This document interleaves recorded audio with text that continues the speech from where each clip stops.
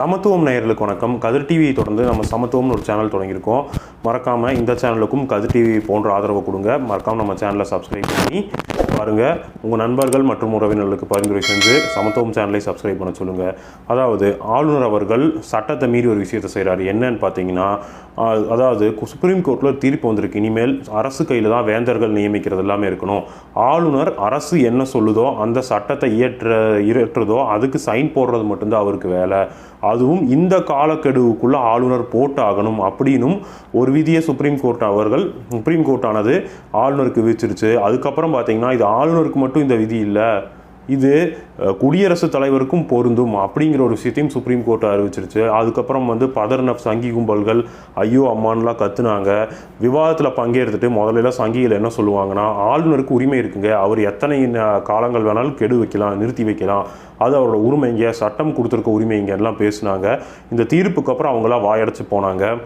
So குடியரசுத் தலைவர்களுக்கும் இந்த டைம் லிமிட் வச்சதுன்னு தான் பாஜக கும்பல் திமுக அப்படியே தோக்கடிக்கணும்னு சொல்லி பயங்கரமாக வேலை செய்ய ஆரம்பிச்சு. அதுக்கப்புறம் தான் அமித்ஷா இங்கே எடப்பாடி பழனிசாமி அவர்களோட கூட்டணி போட்டது.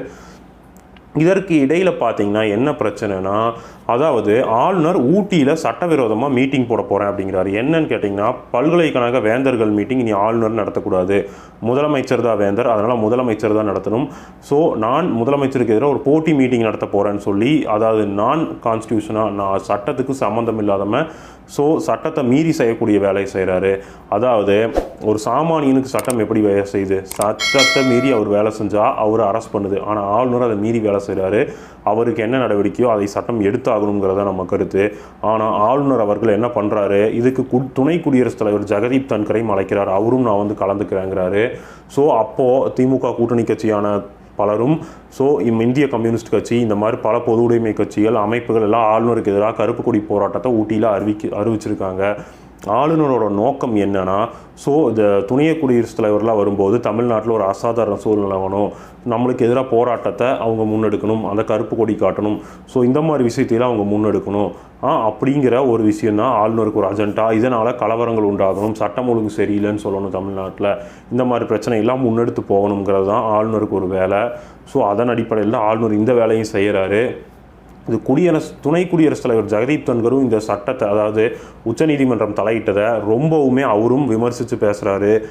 அதாவது அலங்கார பதவியில் இருக்கிறவங்க என்ன வேணாலும் செய்யலாம் அப்படிங்கிற ஒரு ஆணவத்திலையும் அவர் துணை குடியரசுத் தலைவர் பேசுகிறார். அதற்கு முதலமைச்சர் அவர்கள் பதிலளிக்கும் விதமாக, மக்களால் தேர்ந்தெடுக்கும் அரசு மட்டும்தான் இந்த பதவியில் உட்காரக்கணும், அதாவது இந்த அலங்கார பதவியில் நியமன பதவியில் உட்கார்றவங்க உட்கார்ந்தாங்கன்னா அது ரொம்ப மோசமாக போய் முடியும். ஏன்னா மக்கள் இந்தந்த நலத்திட்டங்கள் செய்ய போகிறாங்க, நம்மளுக்கு நல்லது பண்ண போகிறாங்கன்னு சொல்லி தான் ஒரு அரசை தேர்ந்தெடுக்கிறாங்க. அவங்கள நீக்கிட்டு நியமன பதவியில் உட்கார்ந்தவங்க அவங்க இஷ்டத்துக்கு செஞ்சுட்டு போனாங்கன்னா, அதுபோக மக்களால் தேர்ந்தெடுக்கப்பட்ட அரசோட கொள்கைக்கு எதிராகவும் செஞ்சுட்டு போனாங்கன்னா அது பெருத்த கவலையில் போய் முடியும். ஸோ அந்த மாநிலத்தோட நலனையே பாதிக்கும். அதனால தான் முதலமைச்சர் அவர்கள் இப்படி ஒரு வழக்குக்கு போய் ஆளுநருக்கு கொட்டு வச்சு அனுப்பிச்சிருக்காரு. அது மட்டும் இல்லாமல் இன்றைக்கி முதலமைச்சர் தலைமையில் அந்த தீர்ப்பை வச்சு அஃபீஷியலாக எல்லா வேந்தர்களும் கலந்து ஒரு மீட்டிங் நடந்துகிட்டு இருக்குது. ஸோ இது எதுக்காக நம்ம பேசுகிறோம்னா, பல்கலைக்கழகங்கள் பள்ளிகள் எல்லாம் ரொம்ப முக்கியம். அந்த இடத்துல ஒரு தவறான ஆள், ஆர்எஸ்எஸ்ஸின் கொள்கை பரப்பு செயலாளராக இருக்கக்கூடிய ரவி அவர்கள்லாம் உட்கார்ந்தாருன்னா அது ரொம்ப மோசமான நிலைமைக்கு மாநிலத்தை இழுத்து கொண்டு போய் விட்டுரும். ஏன்னா சிறு வயதில் இருக்க பசங்கள்கிட்ட, இளைஞர்கள்கிட்ட மதவெறியையும் சாதியை தீண்டாமையும் கற்பிச்சிருவாங்க. அது பெரிய மோசமான விளைவுகளை பின்னாட்களில் நம்மளுக்கு வட இந்தியா மாதிரி கொண்டு போய் விட்டுரும். ஏன்னா பல்கலைக்கழகங்கள், ஸ்கூல்கள், அங்கே இங்கே இஸ்லாமிய வெறுப்பு பேச்சுகள் இதெல்லாம் நடக்கிறத நம்ம இந்த ஒரு 10-11 வருஷமாக பார்த்துக்கிட்டே இருப்போம்.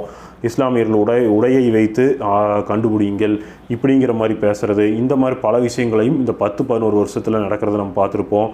அது மட்டும் இல்லாமல் இஸ்லாமியர்களை வெளியேற்றணும் இந்த மாதிரி எல்லாம் பேசுகிற பேச்சு, அதுவும் பாஜகவை சேர்ந்தவங்க தான் அதிகமாக பேசுகிறாங்க, முதல் 10 இடத்துல இருக்காங்கங்கிறது இந்தியன் ஹேட் லேப்னு ஒரு நிறுவனம் தெளிவாக நோட் கொடுத்துருக்குது. பாஜக சேர்ந்தவங்க தான் பண்ணுறாங்க. அதில் பாஜக முதலமைச்சராக இருக்கக்கூடிய யோகி ஆதிநாத் ஒரு படி மேலே போய் அதை சூப்பராக செய்கிறாரு அப்படிங்கிற ஒரு விஷயத்தையும் கொடுத்துருக்கு. ஸோ இந்த மாதிரி நாட்டில் நடக்கிற சூழலில் பாஜக நபர்களை கொண்டு போய் பல்கலைக்கழகத்துலேயோ பள்ளிகள்லையோ வச்சா அது எவ்வளோ ஒரு அபாயத்தை உண்டு பண்ணும், அவங்க எந்த மாதிரி நச்சு விதையை கொண்டு போய் விதைச்சிட்டு போவாங்க.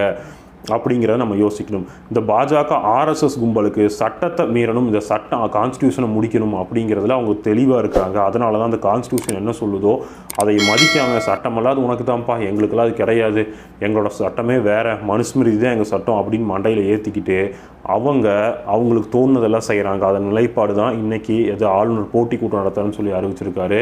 ஸோ ஆளுநர் வெறும் போஸ்ட்மேன் தான் அப்படிங்கிற விஷயத்தையும் முதலமைச்சர் கோர்ட் தீர்ப்பு மூலமாக உணர்த்திட்டார். இதுக்கப்புறமாவது ஆளுநர் அவர்கள் திருந்துவார் அப்படின்னு பார்த்தா திருந்தாமல் மேற்கொண்டு மறுபடியும் இதே வேலையை செஞ்சுக்கிட்டு தான் இருக்கிறாரு அப்படிங்கிறது நம்ம இந்த செயல் மூலமாக பார்க்க முடியுது. ஸோ இந்த ஆளுநர் அவர்கள் என்னதான் செஞ்சாலும் அவர் டம்மி ஆகிட்டார் அப்படிங்கிறது இந்த தீர்ப்பு நம்மளுக்கு காட்டிடுச்சு. இனி வரக்கூடிய காலங்களில் அவர் எந்த நடவடிக்கையை நோக்கி போகிறாருங்கிறத நம்ம பார்க்கணும். ஏன்னா தேர்தல் வரக்கூடிய நேரமாகுது. அதனால் நம்ம எதையாச்சும் பண்ணி இங்கே ஒரு பிரச்சனையை ஆளும் தரப்பு மேலே உண்டு பண்ணலாமா அப்படிங்கிற நோக்கத்தில் இந்த பாஜக கும்பல்கள் செயல்படுது. நம்ம பாஜகன்னு ஏன் சொல்கிறோம்னா இருக்கிற ஆளுநர்கள் போலாம் எதிர்க்கட்சி ஆளுற மாநிலத்தில் ஒரு பாஜக மாநில தலைவர் போல தான் செயல்படுறாங்க. அந்த அரசுக்கு தொல்லை கொடுத்துட்ருக்காங்க. மேலே மோடி அவர்கள் உட்காந்துட்டு இங்கே பாஜக ஆளாத மாநிலத்துக்கு என்ன தொல்லை கொடுக்குறாங்களோ அதே கவர்னருங்கிற போஸ்ட்டை வச்சும் தொல்லை கொடுக்குறாங்கன்னு தான் பார்க்க முடியுது.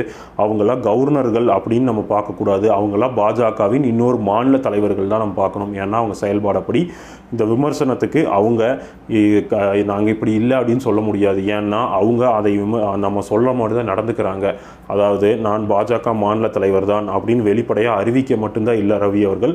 ஆனால் ஆளுநர் ரவி பாஜக மாநில தலைவர் போல தான் நடந்துக்கிறாரு அப்படிங்கிறதையும் நம்ம எல்லாத்துக்குமே தெரியும். ஸோ வருங்காலங்களில் இவங்க என்ன செய்கிறாங்கங்கிறத பொறுத்திருந்து பார்ப்போம். நன்றி, வணக்கம். அடுத்த காணொளியில் சந்திப்போம்.